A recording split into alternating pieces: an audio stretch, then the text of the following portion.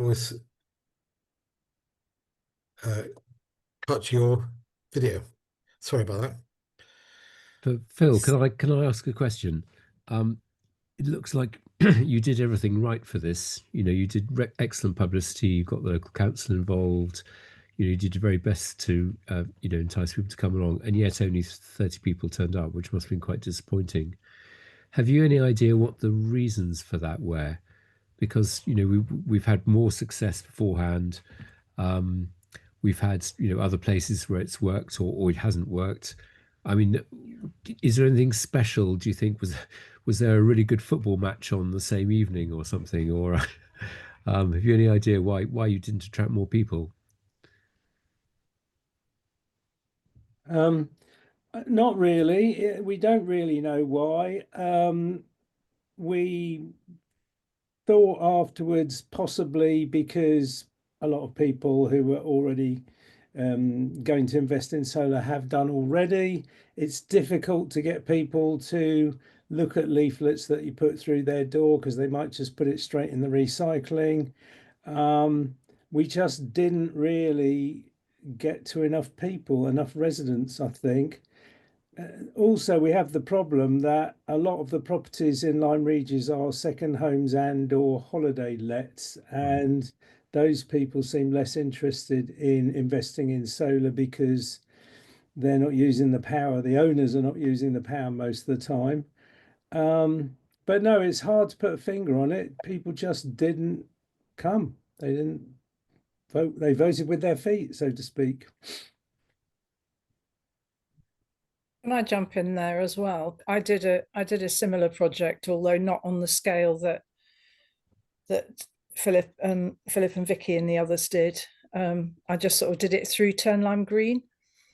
So we did interview installers and have the information ready, and and then emailed everyone on the Turnlime Green membership, thinking we'd sort of test that to start with, and nobody replied, not one person. But it is tricky in Lyme because we've not only got a huge proportion of second homes and holiday homes, we've also got 40% of our town is conservation area or listed, and an awful lot of the rest of it is local authority or ex-local authority, and also a lot of people who just don't have disposable income. So it's a combination of things, I think.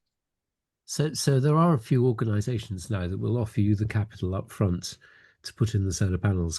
Quite often, your own electricity supplier will do that, and then they will take out some money on your ongoing bills for the following 3-4 years. I mean, it seems to me like that's should make it potentially more attractive because you really can make some significant savings in the long term on your bills this way. Um, do you think that might have made a difference, Belinda? Have you got any circumstantial evidence that if people hadn't had to pay the upfront costs, that they might have been more attracted to putting them in? I don't know because I couldn't go to the event and I haven't been involved in it at all. So I don't know, from in terms of the people. I mean, Philip and Vicky might have some feedback. I wasn't involved this time. I did a solar project in Lyme with other people about 2 years ago, I think it was, and got nowhere. It was a bit soul destroying, really. But I did one in Bridport, and we got 60 people at the meeting, and 50 people wrote in. We were limited by the capacity of the installer, who managed to do 42 in the next 6 months. And then I did it again, and we got 20 people, and about 10 people signed up. So, and I have to say, the one in Lyme Regis was really well organised and really good talks. And it was, pearls before swine, maybe, or. I mean, my Google tells me that less than 4% of domestic houses have solar panels on their roofs.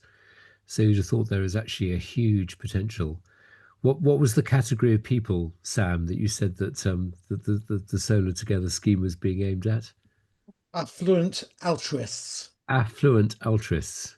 Yes. In other words, people with a bit of spare cash in their pockets.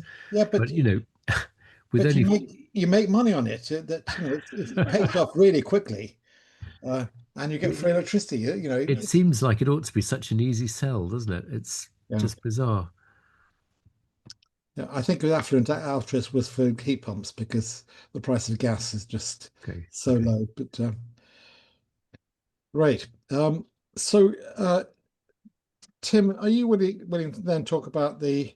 We've got a couple of hands up, Sam. I'm sorry. Joseph and Philip have got their hands up. Oh, Joseph, Philip, Joseph. I was writing this in the chat, but I thought I might as well just say it as well. The place that Bob Hamlet mentioned, that apparently Sam and he went around a relatively affluent looking estate with some solar already on the roof. So I was going to say sounds like it should have been a fruitful area to explore, because there's quite a lot of research now from lots of different places that the thing that's most likely to make you get solar is that your neighbors have got it. So targeting on areas that already have quite a lot of solar is probably a wise thing to do, especially if it is a relatively affluent area where people can afford it. The sort of solar bling. So yeah, I just thought I'd mention that. Are they pioneers as opposed to settlers? And my hand isn't working. But Sam and we walked around that estate and put leaflets through their doors. Did anybody actually come to any event as a result? I don't know. What the one in Bridport? Yeah, I don't know. Philip. Sorry, there's two things. We have come across, not at that event, but earlier in our efforts, we've come across people who are against solar because of its visual impact on their estate. So we've got our Woodbury Down estate at the top of Lyme Regis, where a guy I visited as an energy champion had put solar panels on his roof and had quite aggressive letters from some of his neighbours saying that they would try and get him for breaching planning permission. How could he do this in their wonderful, pretty estate? And he was quite taken aback by that. The other thing I wanted to say was the demographic of Lyme Regis is quite old. And indeed, those coming to our talk, I'd say the majority were over 60. Not all of them, but the majority. And some of them questioned whether it was worth investing in solar because they might not be around long enough to enjoy the fruits of it, which is clearly not true, but that's what people still have in their head, that the payback's a lot longer than it really is. So just to add that. Thanks. Thank you, Philip. Giles. That's really interesting, actually. I mean, what Philip, do you know what the payback is these days, generally considered to be for solar? It used to be sort of 10 to 20 years, wasn't it? Mm. It's about 4 to 6 years for the solars. I mean, if it's a straightforward install, they're so much cheaper now and they're more efficient. The other thing I was going to mention is if you're looking at demographics, I mean, I've long thought that actually going into sort of social housing, sort of Magna housing, that sort of thing, ought to be very profitable as well, because you've got one owner for a large number of properties, often together, which really does make it more efficient. And the occupants really would benefit greatly from having lower bills. So I don't quite understand why there hasn't been a scheme to try and particularly go after that part, particularly as you could do a scheme where the money is borrowed and then it's taken off bills over a period of time. It seems to me that would be a very profitable way to go to get that. And if you get that sector in as well as the affluent, whatever they were called, then you can start to attack it from both ends. Is Jason Hawke still here? Is he? You're listed. I am. Yes. Tell us about Magna. So Magna is just embarking on Retrofit Wave 3. I don't think we've got anything for our deep retrofit in Lyme, but we're also doing something with the Eco 4 funding stream. We've got no money. Well, I say we've got money. I've got no money in my budget for doing anything widespread like that. but we are going into Eco 4. We're doing about 350 homes in Dorset, and I'm just trying to open my files up to see how many of those are in Lime. Sorry. So Jason, would you consider a scheme whereby the electricity supplier actually supplied the capital to put the solar panels in, and then the money was taken from the bills over a period of time afterwards? It would very much depend on how that scheme worked, because we don't allow third-party ownership of anything on our properties. In terms of whether we'd sign up to anything like that, I honestly couldn't tell you. I know that our finance team are looking more at the sort of ESG way of raising funding. So yes, I don't honestly know. It's something I can definitely ask, but we've sort of tended to shy away from those things in the past because there's no real guarantee. I think part of the problem we're having with retrofit is we've done a lot of deep retrofit around Dorset, and people's bills are not coming down.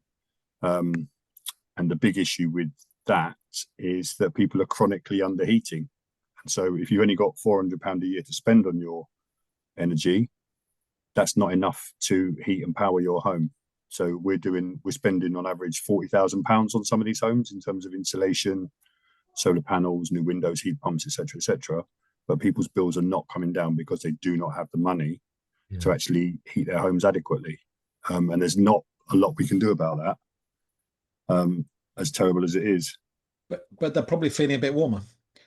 Oh yes, so that £400 goes a lot further, but on a scheme like that, where that would depend on, the payback would depend on a reduction in bills, it wouldn't necessarily work because those bills wouldn't necessarily reduce. Are you back with us? Back around? You disappeared for a while, didn't you? No, I moved to Shropshire, but I'm still Magna's energy manager. Excellent. So we are making good progress. So I've looked for Eco 4, because Lime is generally on the gas main. The Eco 4 funding we've got is only available for electrically heated homes. So while we're doing 350 in Dorset, there's only 3 in Lime. But yeah, we are doing 350 in Dorset, spread around everywhere where there are electrically heated homes. We're doing a lot of work in places like Beaminster and Bridport and Dorchester. Is that where you're trying to replace electric heating with heat pumps instead because of the greater efficiency? I don't want to go too far into that. We've made a lot of mistakes in Somerset in the past, sort of 12, 15 years ago, where we fitted heat pumps into homes that weren't ready for them from a fabric point of view. So they only really make sense for our residents where they've got older storage heaters, and the efficiency of the heat pump will still save them money, irrespective of the fact that the homes haven't been improved from a fabric point of view. And most of Dorset is on the gas main, so we're not really having to do a lot there in terms of replacement of electric heating with heat pumps. What I'm trying to put in place over the next 10 years is to get all of our homes that are gas powered basically retrofitted before that the 2035 change comes, where you can't replace gas boilers with gas boilers, because otherwise we're going to just put our residents straight into fuel poverty if they're not there already. Right. Well, thank you for that, Jason. Do come back to us. Chit, you're muted. Sam, you mentioned payback of 5 to 6 years. Was that with or without battery? Without battery. Thanks. Probably a bit longer with the battery. Belinda. Yeah, I was just wondering whether Magna would look at offering people who own their ex-Magna homes, whether that you could do a deal with them, what if you were already doing some solar installations in streets. I haven't known who to contact. I have asked several people and not had any replies, but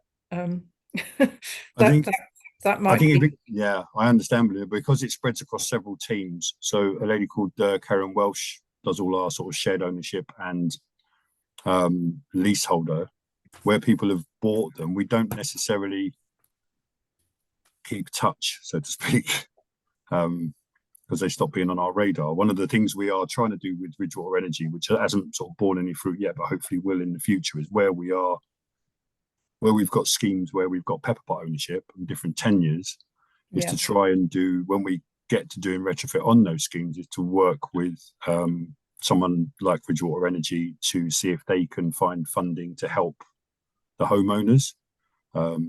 It's particularly problematic if we've got blocks of flats and we want to put, say, external wall insulation on. If you've got 2 flats in there that aren't Magna properties, it makes a complete technical mess of doing external wall insulation. And where we've recently finished a scheme in Somerset where we didn't own 2 of the homes, they're all bungalows. The 2 owners just wouldn't engage at all. And so it just makes that whole thing quite difficult, and different funding streams and different offers to people, you know, making those things cross over is quite difficult. What we were hoping to do with the Wave 3 retrofit project was, where we didn't have full ownership in a scheme, was work with the local authority under the Warm Homes Local Grant Scheme. But our funding bid, like most in the country, because it was oversubscribed, got cut by 50%. I don't know what Dorset's figure was, but the Somerset local grant was cut by 85%, and it just threw the whole thing out the window. because I'm in Dorset Council, and we're always told, if we raise it, we're told, oh yes, we're working really closely with the registered providers, but we're never quite sure what that. We don't get much of an approach from people. You know, I talk to John Bird fairly regularly, and I talk to Ridgewater fairly regularly. So we keep tabs on that, but it is going to be a problem in the future for us. Yeah. Okay, thanks very much. I think the thing that's going to encourage us in the future, whether we like it or not, is the minimum energy efficiency standard that's going to come in for social housing.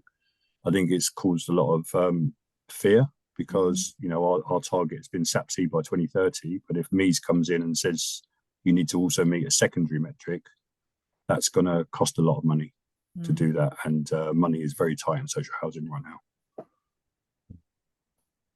Thank you. Thank you. Joseph. Yeah, I was just mentioning that the main thing to do with heat pumps is that you need someone who knows what they're doing, and most people just don't know what they're doing. In short, you need a heat geek. The last time I searched, the closest one to Bridport was 60 miles away, or 60 kilometers away. Yeah, they've got lots of strong data and evidence now that, well, they're the only people that will guarantee a good SCOP, seasonal coefficient of performance, i.e. high efficiency. So yeah, if you're thinking of getting we should spread the word that if you're thinking of getting a heat pump, get a heat geek. I mean, there's also problems with how the MCS calculations make you size a heat pump and work out your heat loss and work out your air changes per hour and stuff, which on average results in a heat pumps being 50% oversized, bigger than they need to be, which of course means that they cost more to run and more to buy. But the heat pump manufacturers are quite happy because they make more money selling bigger heat pumps. And I highly recommend on all of this stuff to read the Retrofit at Scale report by Letty, led by Chris Twin. Because yeah, Letty, which is the Low Energy Transition Initiative, I think it stands for, they wrote a brilliant guide to how to do a proper deep retrofit called the Climate Emergency Design Guide or something like that. But then they realized that no one's going to do that. It's too expensive, it's too disruptive, it takes too long. Probably at best, maybe 5% of homes in the UK will ever have that sort of level of retrofit. And then there's all the social housing, which left about, 65% of homes in the UK. Like, what are we going to do about all of those? About 20 million homes. They've proposed a way that we could address that, but we're a very, very long way from being able to meet their proposals, because it's mostly about having local, multi-skilled, integrated teams who can do the whole thing and offer a guarantee and do it quickly. Because about 40% of the cost of a retrofit at the moment, up to 40%, is all the different overheads of all the different contractors, because you've got 5 and 6 people, different companies to do it, and they all price in their overheads, and they all have to wait for the other person to do it. So it costs loads more, it takes loads longer, and it's just not very appealing to people. I could waffle on about that for ages, but that's enough for now. Joseph, can I just respond very quickly? I mean, no disrespect, but I think that's far too pessimistic to imply that you've got to go 90 miles away to find a heat geek who is capable of designing a suitable heat pump for you. I mean, there are plenty of very good companies in our local area. I mean, H2 Eco, for instance, who will do an excellent job. So I think if you say statements like that, you immediately put people off getting heat pumps, because it sounds like it's very immature and it's very, very difficult to find good people. And I genuinely don't believe that's correct anymore. You might be right, but I bet none of those companies guarantee a high SCOP. And I'd like to see what their actual data is. How many of those heat pumps are on the Open Energy Monitor? What I meant by heat geek, I didn't mean someone who knows how to do it. I meant specifically someone that's trained to do it by heat geek. And there is, the closest one to Bridport is 60 kilometers away. There may well be people who really know their stuff and are just as good, but I personally wouldn't trust them. But you can say the same thing about condensing gas boilers, that, you know, almost 80% of condensing gas boilers are set the wrong temperature, they don't condense, you know. So that's true. And actually, the more experience you have as a heating engineer in terms of gas, almost it's sort of, I can't remember that phrase. It exactly means you're going to be less good at doing heat pumps almost. Like, the people that are best at heat pumps are the people that are new to the industry and have only learned to do heat pumps the right way, and they understand the building physics, not people that used to do boilers. Some of them obviously do switch over, but... And it is interesting, if you talk to the young engineers, many of them have been properly trained in heat pumps. Whereas, as you say, it's the you know, your old experienced plumber down the street who's done a brilliant job all their life, but they haven't got the time to go and get retrained in heat pumps. Or currently the interest or the need. Like, you have to pay people to learn on the job, because like if you offer free training, no one will turn up. Out there. Yeah, we need lots more expertise. I think we might move on from that point. Charles, was there a separate point you wanted to make? You had a hand up. No, that was my point. Thank you. Yeah. Great. Well, we'll come back to some of these points. We've lost Jason. So we're going to go on now to Retrofit, and Dorset Community Energy in particular has had this fantastic project. And Tim, you're going to hopefully describe where you're up to. Yeah, thanks, Sam. I will just share my screen if I can. Green button at the bottom. Yeah. Good. Can you see that? Yes. Yeah. Slide share. Yeah. Okay. Yeah, so good evening, everyone. So most people probably know me, but I'm Tim Crabtree. I chair Dorset Community Energy. So for those of you who don't know, we were set up in 2013 with support from Dorset County Council and Dorset Community Action and Wessex Community Assets. So we've raised about 1.5 million, mostly from local people, put PV on 30 schools, hospitals, community buildings. We've got about 200 members, and anyone can join. It costs £10 to join. So if you are not a member but would like to join, go on our website and you can pay the £10 and join. Okay, so a couple of years ago, so for the first 10 years, we concentrated on energy generation, but obviously energy efficiency is just as important. And so we kind of developed our strategy to include retrofit within the strategy. And as a result of that, and I'm going to sort of explain a bit more, but we've just put in a grant application to the Energy Redress Fund. And if that comes off, that'll give us a bit more resource to promote retrofit in Dorset. So in terms of context, we kind of know this really, but there's very low retrofit uptake because low consumer confidence, fragmented support, skill shortage, but we need to do it. So we got some funding from the Southwest Net Zero Hub to do research into the setting up of what's called a retrofit one-stop shop.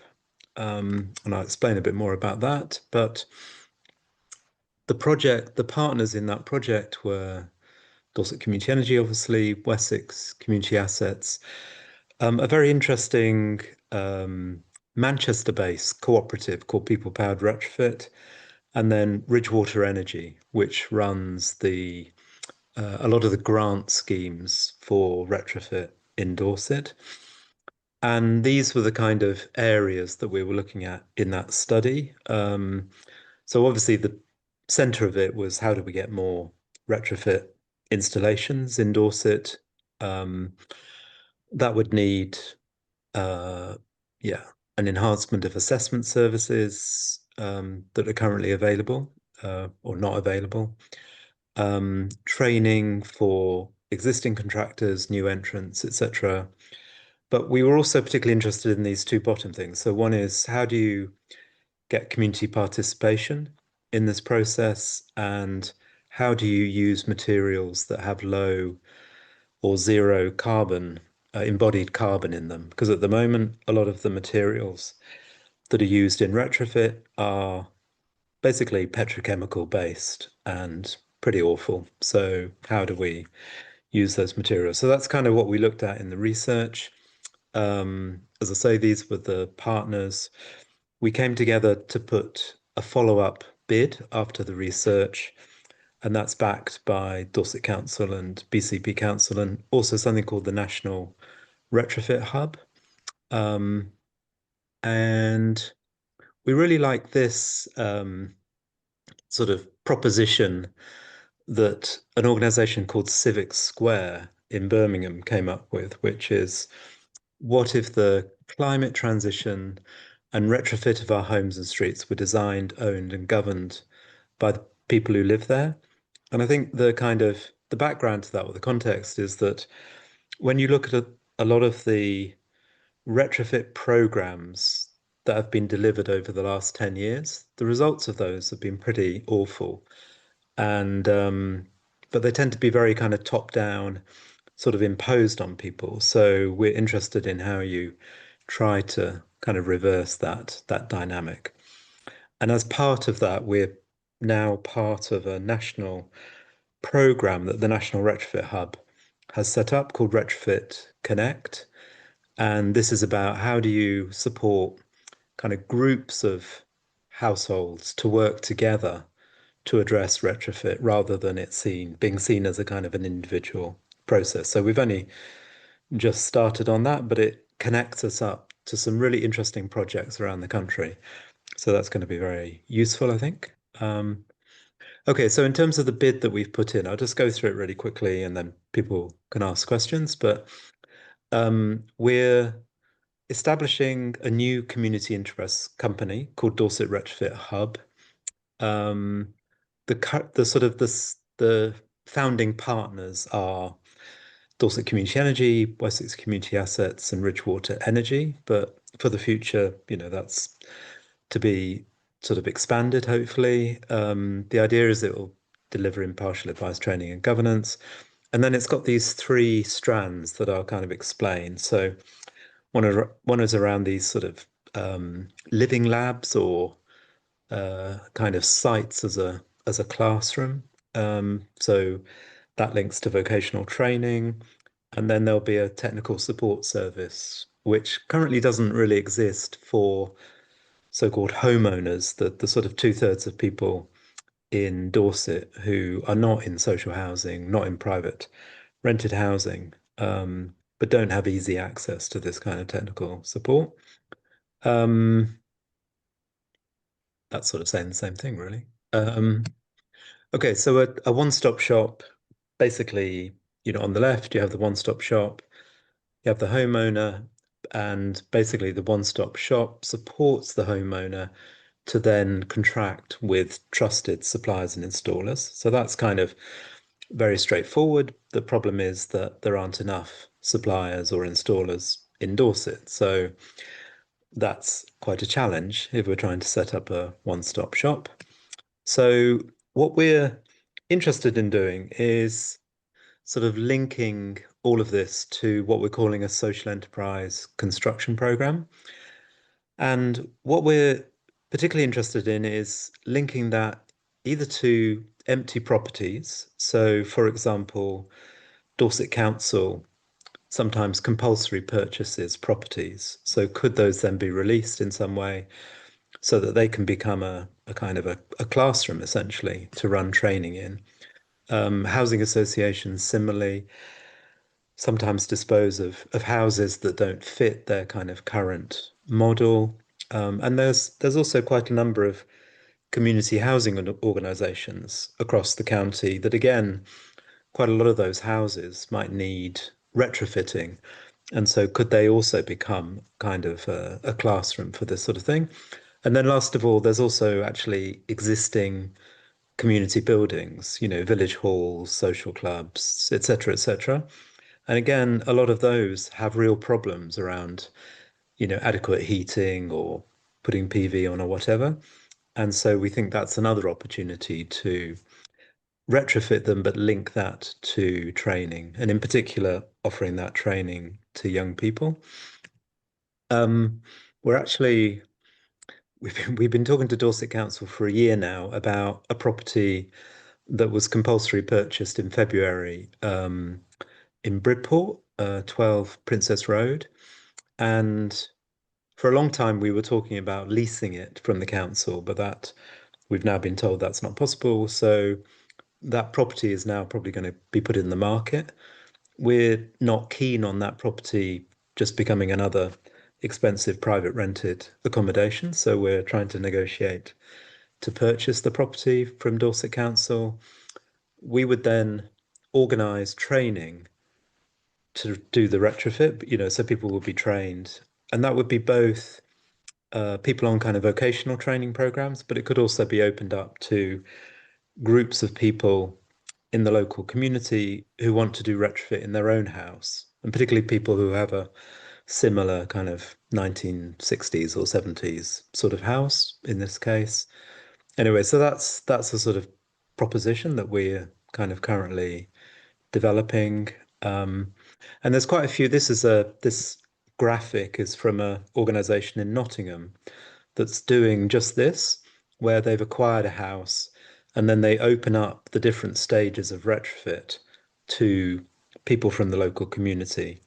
And there's many other organisations around the country that also do this kind of work, linking it to vocational training. So that's something we're very keen to do. Yeah. So then this is just a kind of summary of the bid, the beneficiaries. We obviously want to target low-income homeowners as much as possible. So that could include, people with a mortgage but limited savings, so they're not actually able to do any retrofit. And in terms of the trainees, could be unemployed people, young people, but also existing tradespeople who don't have the skills. Outcomes, fairly self-explanatory. Targets, you have to put targets in. So those are the targets. And in terms of delivery, so we should hear back from Energy Redress in November or December. So the proposal is that we would start the setup of Dorset Retrofit Hub at the beginning of 2026. We'd be looking to do some pilot community retrofits in Bridport, Weymouth and Portland, and communities in Bournemouth and Poole, so perhaps Hamworthy and Boscombe. And then in the next year, it's a 2-year funding programme, so we would then look to expand it. Yeah, so next steps, obviously secure funding approval, may or may not happen. Obviously register the community interest company. We're in the process of doing that. And then we would need to recruit staff, set up an online platform. And then also we'll be looking to sort of expand initially through a kind of advisory group to the community interest company. But then we're very conscious that across Dorset, there are lots of organisations that have this interest in energy efficiency, retrofit, distributed energy generation. And so, although at the moment we've got Dorset Community Energy, Ridgewater, Wessex Community Assets as the founding partners for the hub, and we're being backed by Dorset Council, BCP Council, and the Southwest Net Zero Hub, there is this question about what about all these other community sector organisations and how could they become part of the hub, support the hub? How could the hub support those organisations? And probably that, set of community sector organisations on the left, it's probably not all of them. There's probably many that I've missed. But one thing that we have done to sort of support this kind of next step to say, where does this go, is we asked and it's been agreed that at the Dorset COP, there's going to be a workshop on retrofit. And the key sort of question is, how can this wide range of voluntary community and social enterprise organizations work together and also work with, the councils, with social housing providers to promote retrofit in the county further. So I think that's me. Yeah, so I just really wanted to give an update on where we'd got to after, because I think I've presented in the past about the research that we were doing. So it's kind of moved on a little bit, and it probably all depends on whether we get the funding or not, as is often the case. But at some stage we'll get funding, even if we don't get this one. So it will move on. So that's me. Thank you. Oh, you're muted, Sam. Various people in the chat have pointed out various retrofits going on in Weymouth and Exeter, new one in Exeter, and Poole, which presumably are the good things. I think Belinda had a question. Thank you. Yeah. Is that that house in Bridport you mentioned? I thought Dorset Council was working with you on that. Is there a hiccup? Obviously I have to be very what's the word? Discreet. Discreet. But yeah, after, discussing the thing for 12 months about leasing the property, we were suddenly told that no, they're just going to sell it.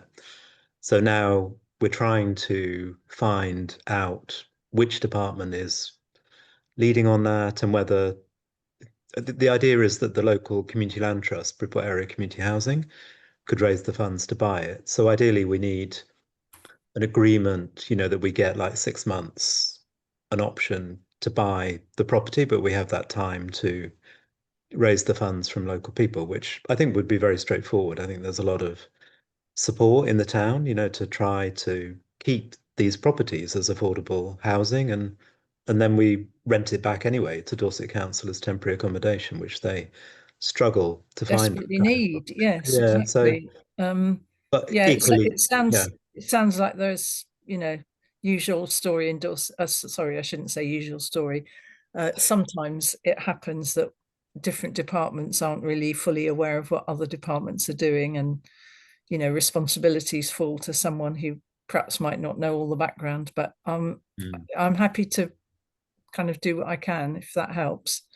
Yeah, I mean, we were lucky to have Jeff Joy as a director of Dorset Community Energy, and he was the head of housing standards for many years. So he's just written to Jill Taylor, who's the portfolio holder for housing, just to say, is there anything that Bridport Area Community Housing could do to, move this along. Okay.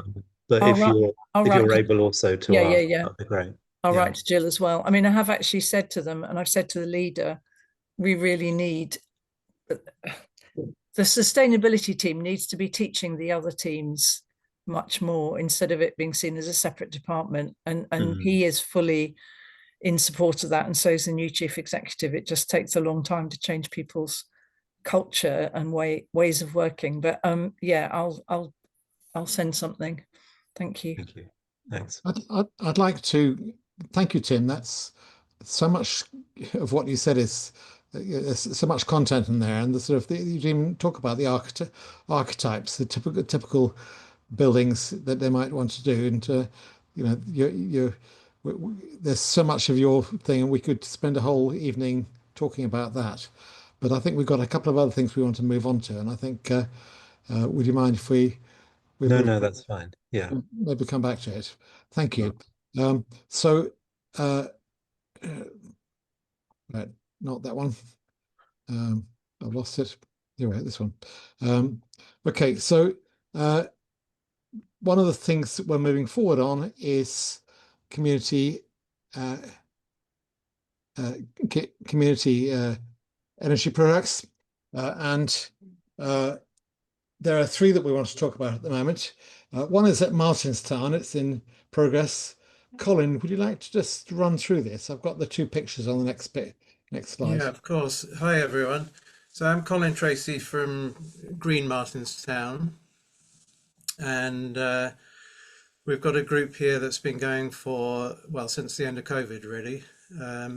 And we've now got about 68 members. And one of our main projects over the last couple of years has been a community asset transfer of 10 acres of council-owned land, Dorset Council-owned land, just north of the church. So that on this map, you can see the church just at the bottom of the picture.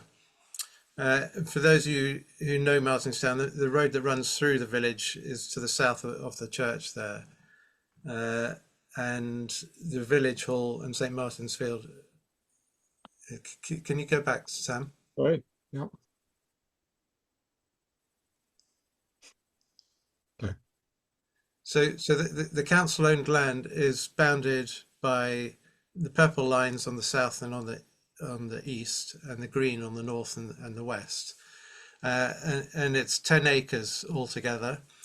It was tenant farmed by Stephen's Farm, which is in the top right-hand corner there, for many years, and the farmer retired. So this patch of land has come up for well, it's been unused basically pretty much since I've lived here, which is about 13 years. So Green Martinstown got together. I had the idea of having a solar farm up there, and actually that was the instigation for the start of Green Martinstown.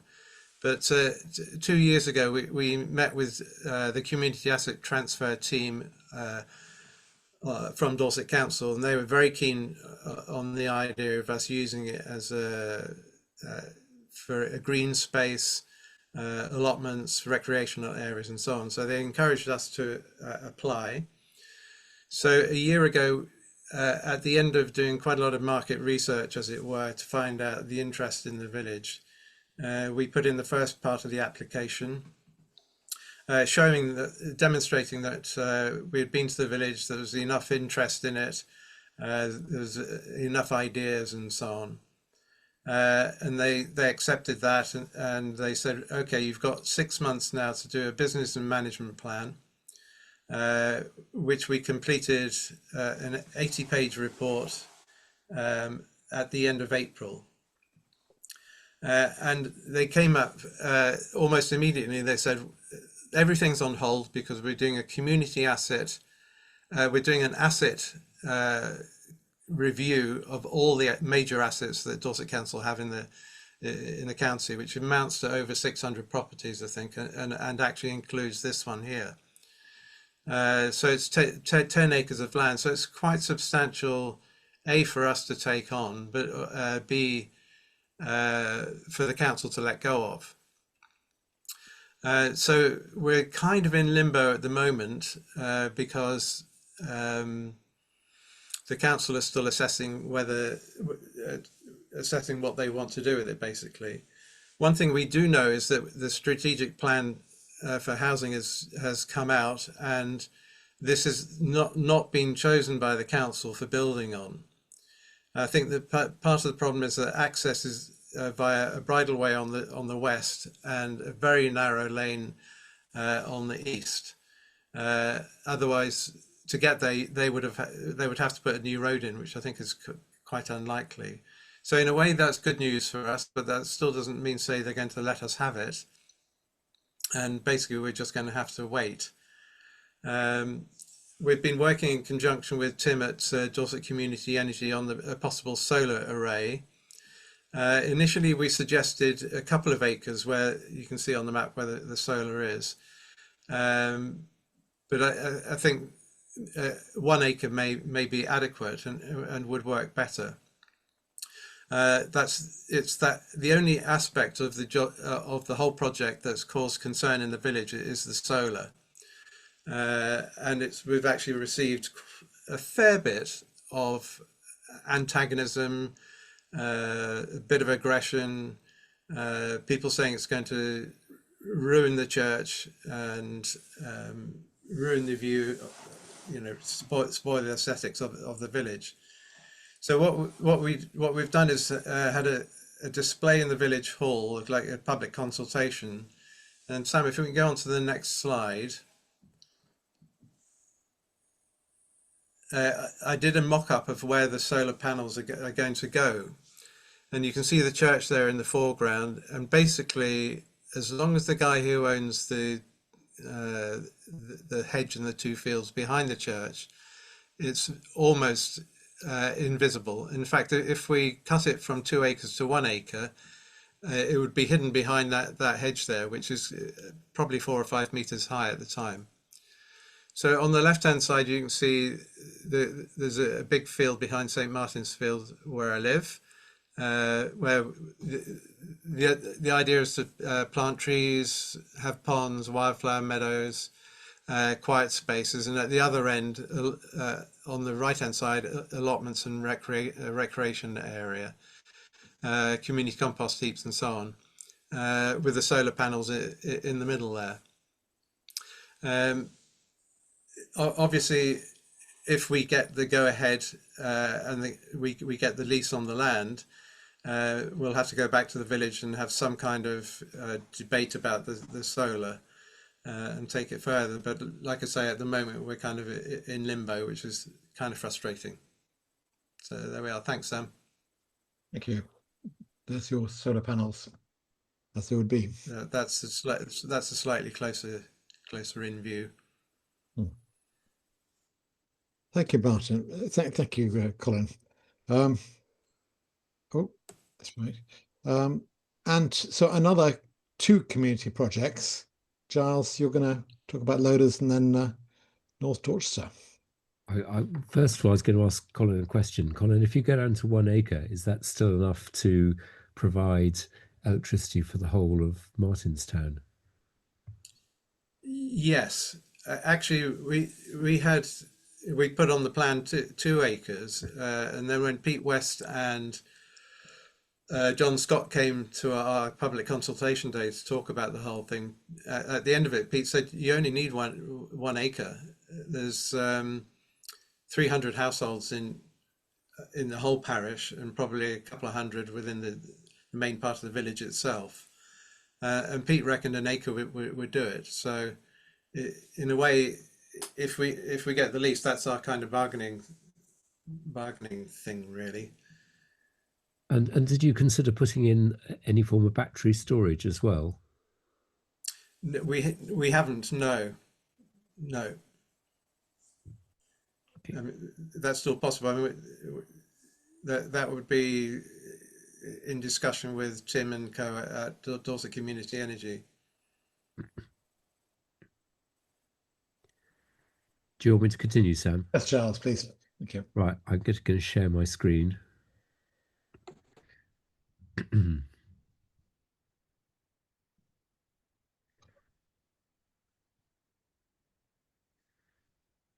you all see that? Sam, can you, because I can't see anybody, can you Yes, I can. Yes, we Brilliant. can. Thank you very much. Right. So I'm going to talk about a couple of other community energy projects that we are also looking at the moment. And I'm struggling to get this to move on. Here we are. So a few years ago, somebody from who lived in Loders, which is just outside of Bridport, came to us and said that they were really interested in a community energy project, which in fact had been started up by the parish council.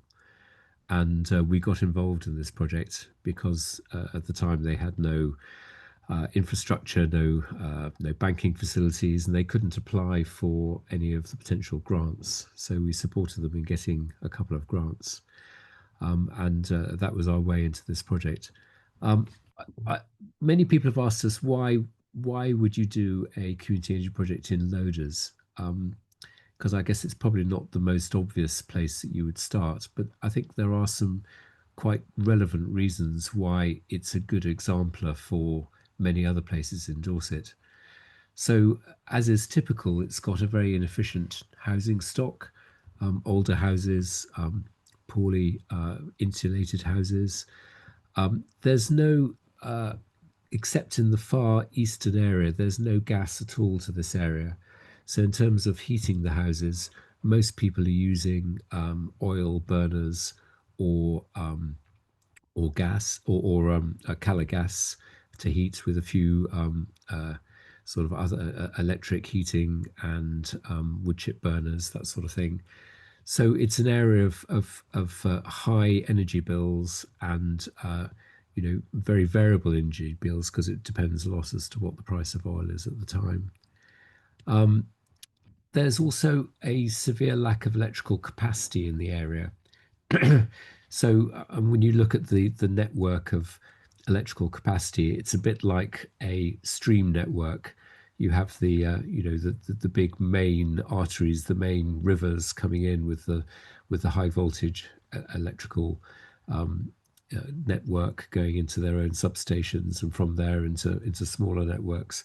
And at the very end of the chain, you get a lot of rural areas like Loders, where there isn't much capacity there, and certainly in terms of trying to bring these areas into the 21st century with the capacity to have heat pumps, capacity to have EV vehicles, capacity to have digital infrastructure of any variety, is quite difficult. So, what you find is that Loders is actually typical of a number of different villages in Dorset. And so we felt that, if you could crack a solution that would work for Loders in a difficult area like this, then actually it would act as a very good exemplar for many other regions. Over the last 18 months, quite a lot of activity has happened. So we managed to get some basic funding partly from Dorset Community Energy, but mainly from the Dorset Council Cultural and Communities Fund.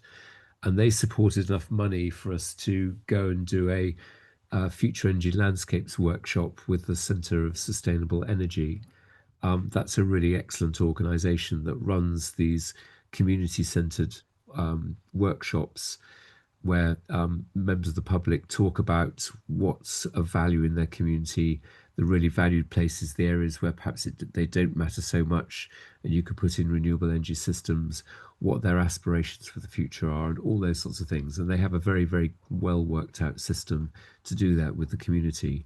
And we ran a really good workshop on that with the local people back in, I think it was July or August last year. We've also done quite a lot of additional community engagement, been at both the last two, Loders Fates, and we ran a second workshop, a follow-on workshop on EV chargers and going back to sort of heat pumps and energy sources. So that all those were really good in trying to engage people in what was trying to happen. The the Loders Community Energy Project has since set up a proper organisation, the Egerton, they've called it the Egerton CIC, Community Infrastructure Corporation. Is that right? And so that's a proper legal status that they can base it on. And we've gone on to the next stage, which is really to do a proper feasibility project in the area, looking at a number of different potential areas, both for small wind projects and for small solar areas. And as you've heard from Colin, only an acre of land set aside for solar panels is enough to provide most of the electricity you need for to decarbonise a village. Though in fact, of course, we would like to have more than that because we see growth in electricity needs, and also, of course, the sun doesn't shine all the time, so you either need batteries or wind, or combination of wind, solar and batteries. So we've applied to the Southwest Net Zero Hub, and on our third attempt we were successful, and we then went into a process where we had to demonstrate that we've been through a sufficient procurement process, and that we had a project plan that they believed in. And we've just heard back last week that we have been accepted on the status there. So we're awaiting a letter from them, but we are very, very close now to be able to start this project. So what will come out of that project will be looking at, in much more detail, some specific sites in and around Loders, the connection points to the grid, the requirements that we would need, and the costing. So this project we're expecting will take about 6 months, and I think will prove to be very interesting as regards the viability of a renewable energy system in Loders. That's all I was going to say about Loders, but if you've got any questions, Sam, perhaps you could tell me whether there are any hands up. I don't think we've got time if you're going to do okay. Well, Joseph, if you can hang on a bit, if there's time at the end, that would be great. Okay, very, very quickly, we are also looking at an area to the north of Dorchester. So I've always thought that, you know, here we are trying to decarbonise our areas, and that if the government's not going to do it and the council not going to do it, perhaps it would be good if we can do it at a local scale. So can we take responsibility ourselves for trying to set up community energy project in our local area where we live, and see if we can use that to decarbonise the area? And I use the example of the Alaska farm, wind farm, which with 4 relatively, well, that's all medium-sized turbines, are now producing enough power along with the associated solar panels to decarbonise most of Purbeck. So it really is achievable. In the last local plan, draft of the local plan back in 2021, there was a piece of work done by a company called Wardle Armstrong that looked at the best places for wind in Dorset. And one of the best places turned out to be just to the north of Dorchester, an area just off Slyers Lane, which is the B3143 here. And in fact, there was a Slyers Lane wind farm project, which was proposed back in 2010 to 2015. It consisted of 6 turbines, both about 2 megawatts each. And this was a commercial project. It was turned down at planning permission, but it still is very much a viable site. So the company that was doing that project was called Broadview Energy. As I said, 6 2-megawatt turbines. There was a lot of support at the time for this, and also some very vocal opposition. And in the end, as I said, it was turned down for planning permission due to, and I quote here, significant harm to the setting of the Dorset AONB. So it was the landscape that brought it down in the end. And after 2015, it didn't go to appeal because the National Planning policy framework was changed by the then Conservative government, which made it almost impossible to put onshore wind in. Otherwise, it probably would have gone to appeal. So what do we think has changed since then? As I said, we've had this Wardle Armstrong study, which identified this exact area as one of the best places in Dorset for wind energy. We've had the new government has brought in new changes to the NPPF, which have made onshore wind attractive again. We think public attitudes have changed, and there have been many recent surveys to suggest that, in fact, more than 80% of people are happy to have wind farms in their area, even if they are close by. And that's been agreed with a survey actually in Dorchester, which took place 2 years ago. Modern wind times tend to be larger, but they also tend to be much quieter and generate more power, so a smaller number. So we think that if we were to go back to do the same project again, we could either use a smaller number of turbines or smaller turbines, and we could place them differently so that their visual impact is significantly smaller than it was in the original proposition. And we also have this fantastic example of a real working wind farm in Dorset, just outside Wareham, which is enough to decarbonise over 5,000 houses. And that sets an important precedent for anyone else wanting to do wind in Dorset. We also have the North Dorchester Development, which may or may not happen. But if it does happen, it presents an opportunity to supply those new houses with zero carbon energy from a renewable energy source. And that could be an important factor in making such a development more acceptable to the local community. So I think quite a lot has happened in the last 10 plus years, which means that it's worth revisiting that site to see whether it's worth another project. So we've come up with an idea. This is just a little map to show you where we are and where it is with reference to the North Dorchester development. So I think there's a great opportunity here to come up with a scheme which is the right sort of size to decarbonise Dorchester, a community energy scheme which has a much higher chance of success than a commercial project. I mean, there's already been interest shown by other commercial companies, including this company called Nadaro. Significant benefits to the community. I mean, not just in terms of net zero, but in terms of the income you would get from such a scheme if there's partial ownership and energy security. Moving down a little bit, I mean, we are supported in this project at the moment by Dorset Community Energy, which is fantastic.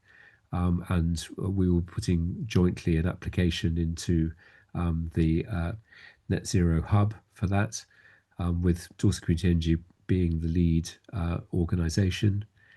And, you know, many other reasons why this could be a really good scheme for Dorchester, and something which shows potentially that you could decarbonise an area which is bigger than a small village.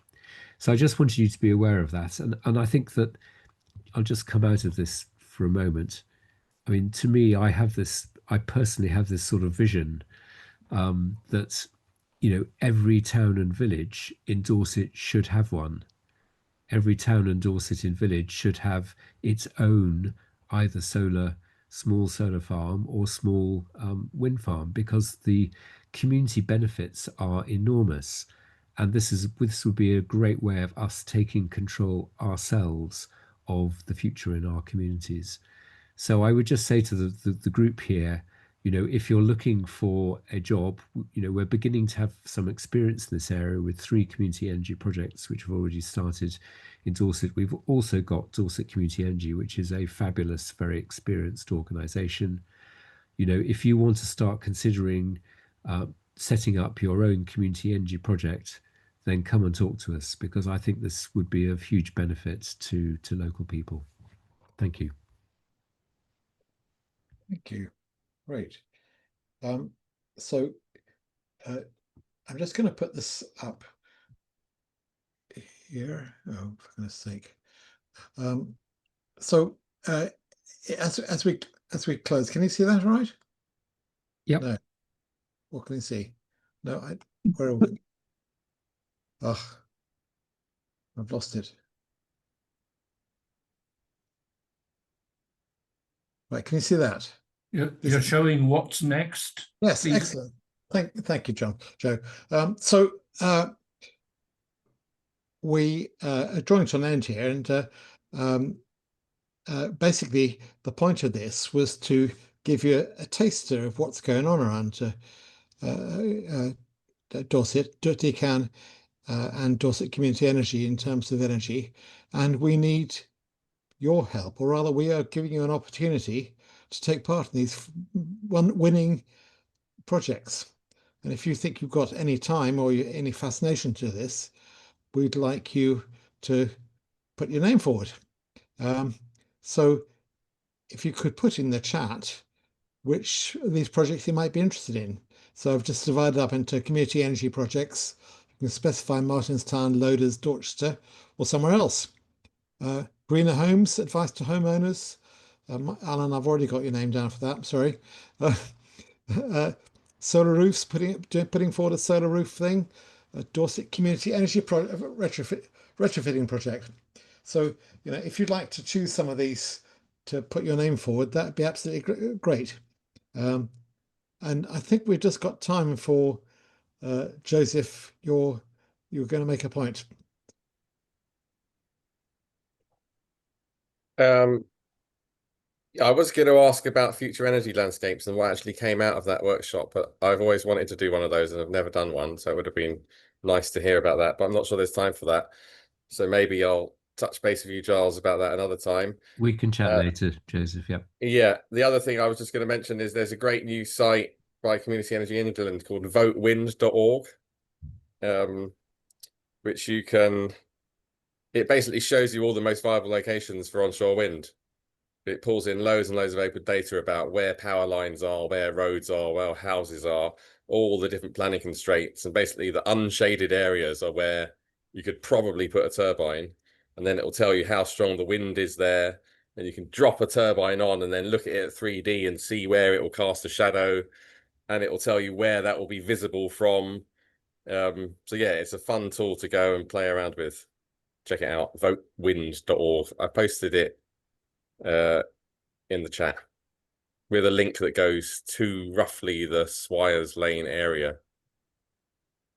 But you can put in any old area, any postcode, and have a play around. Yeah, and I would like to express, well, I want to get involved in everything, but I'm particularly interested in onshore wind. I think we need loads of onshore wind, and yeah, now that it's no longer effectively banned, let's do it everywhere. It's the cheapest form of electricity. It's bloody amazing. And it blows at the time when you need electricity.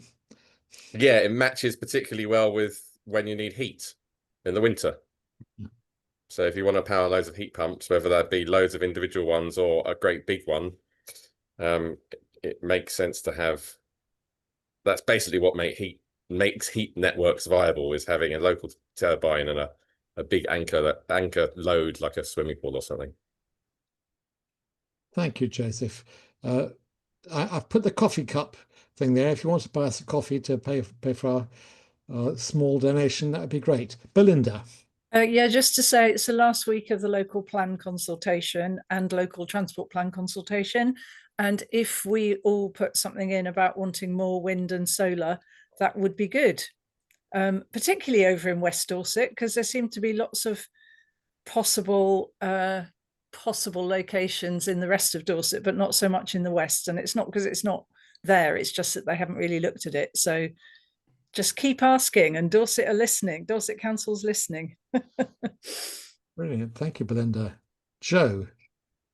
I just wanted to connect with the realities of the world, that the Atlantic meridional overturning circulation is still an imperative and looks as though it might happen sooner than later. They're now talking about the Antarctic ice melting for certain now, which would mean tens of meters of sea level rise. And the Conservatives are talking about reducing or abandoning the net zero commitments. So there's something about us being real about the challenges that are faced nationally, what the situation is. Yeah. It seems to me that our politicians are ignoring the realities. Thank you. The Green Party isn't, Joe. I just spent 3 days in the conference. And I loved Zach's speech, which I followed. Brilliant. And Richard, did you want to tell us about Jonathan Porritt? Is he still here? Is he gone? Here. What do you want me to tell you about Jonathan, Sam? You could add on to Joe Burlington's the sense of urgency on what we should be doing. Oh, you want to end on a really negative note? Yes, well, quite. I spoke to Jonathan 3 nights ago because he came to Shaftesbury to launch his new book, Love, Anger and Betrayal. And one thing he did say, which I haven't heard before, and it's probably true because it came from him, which is that we're already globally at 1.6, although it's not yet public, which means that the inevitability of 40 to 50 years of extreme weather is unavoidable. It will happen and cannot be prevented. And really, I suppose that it's the lack of urgency at political level that is alarming. We know what's coming, we know what's to be done, but no one's doing it. At least they're not doing it at a level that matters. So hence the imperative need to engage local politicians, even at parish level, but certainly at county level. And it is encouraging that Nick Ireland and co are apparently listening. There's a difference between listening and actually delivering. So I guess that's the challenge for us. There is an oil drilling application that people ought to know about. I've managed to get it deferred rather than I would have liked it to be rejected, but I challenged the figures and they got facts wrong in their report, etc., etc. So it's been deferred, but it's important that we use this opportunity to object to it. And yeah, at the Green Party conference, exactly the same message, Richard. You know, we've got our targets to 2045 or 2050, whatever it is, but there will still be a further 25 years minimum of baked in climate change after that, even if we meet the Paris goals, which Exactly. at the moment, as we all know, we are not on track to do. So that's why there's so much more talk about climate resilience and yeah. Hence the need for us all to be out on the streets protesting, I say. But we don't. We can, well, that's it. Basically, we've reached 2101, which I like to stay within time. And I hope you don't feel that was too negative a thing, because there's so much that we can do that will put off the inevitable for a few more years. And please do keep in touch. If you want to object to that oil thing, you'll find the link in the last Decan newsletter. And there's a letter written there. So thank you very much for the speakers, Giles and Tim and Colin. And thank you all of you for coming along and putting your thing. I'm sorry we haven't been able to, the number of things that are in the group. Some of this was videoed. We'll put it out on video, and I will also send out other detailed stuff, which, for instance, Tim, perhaps I can have your presentation, and I can send it out to the people with some of the comments in the chat. Thank you very much, everybody. And Sam, for sharing it. Thank you, Sam. Thank you. Well, it's time Brilliant for job, Sam. Thank you, Thanks, Sam. Sam. Thank you very And much. everybody. Thanks, Sam. Bye, Okay. everybody.